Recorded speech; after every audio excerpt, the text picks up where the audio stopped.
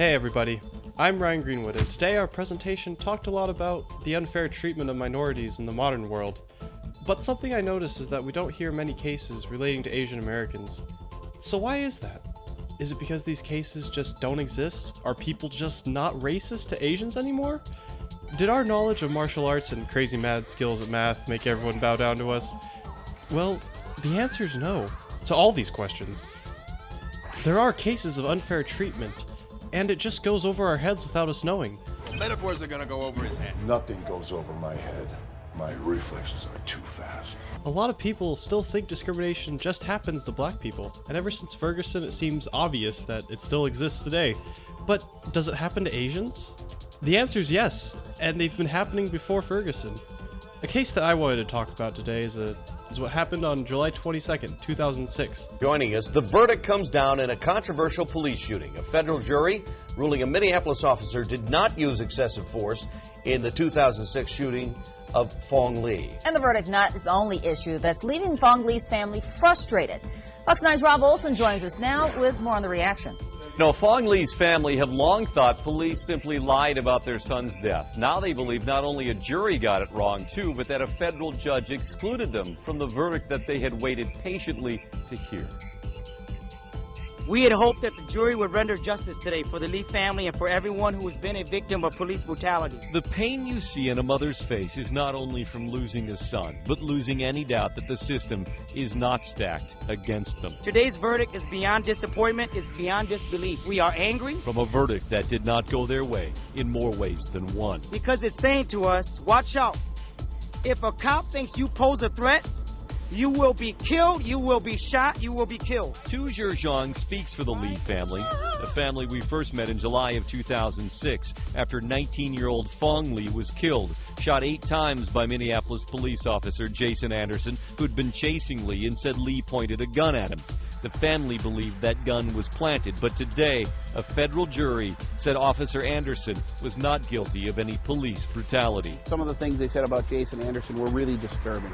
And, you know, cops don't come to work every day hoping to kill somebody or get involved in a critical incident. The head of the police union says the case was built on bold-faced lies about a justified shooting. It was an unfortunate outcome, but you know what? The truth came out, and Jason Anderson was cleared today, which is the way it should be. But the Lee family feels the system only let them down again, especially since the verdict they'd waited patiently for was read while they were still at lunch. They can't believe it happened like that, can't believe that they're not victims themselves. Our quest for truth does not end today. We will continue to seek answers. We ask that you respect our wish to not take any questions at this time. They may not want to answer questions, but they still have plenty of their own, and they hurt. So why didn't this case make it into the mainstream media? It's a parallel to Mike Brown's case.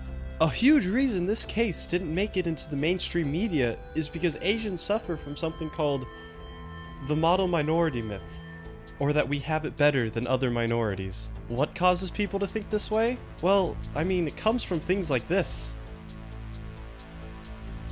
This whole model minority myth casts that Asians are universally successful people, so it discourages others, even Asians themselves, of the validity of their own struggle. I can't blame them. Who wouldn't want to be thought as a hard-working doctor, scientist, or even an engineer? Well, Helen Zia has this to say. If executives assume their Asian American tech employees are the model minority, the baggage that brings is that they are good, high-tech coolies who will do their jobs, work like hell, stay up 24/7 grinding out code, and that executive can never think of promoting them into management or leadership positions. And evidence supports this statement. Companies like LinkedIn and Yahoo have about a 60% Asian workforce in the tech departments, but numbers like 28% and 17% in positions that require leadership. The model minority myth heavily affects Asians, but no one sees this because Asians are being discriminated against because people believe that they have nothing to be discriminated about. Wow, that's a contradictory statement if I ever heard one.